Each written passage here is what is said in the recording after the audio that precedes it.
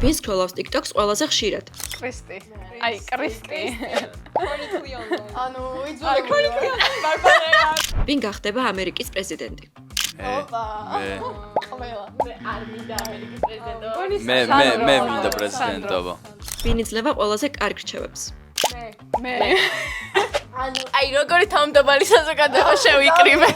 ჩვენ 22 გრადუსი მეკაბრება. 22 გრადუსი იძრა საუკეთესო რჩევებს. ვინ იმუშავებდა NASA-სთან ერთად საიდუმლო მისიაზე? სანდრო. მე I'm down.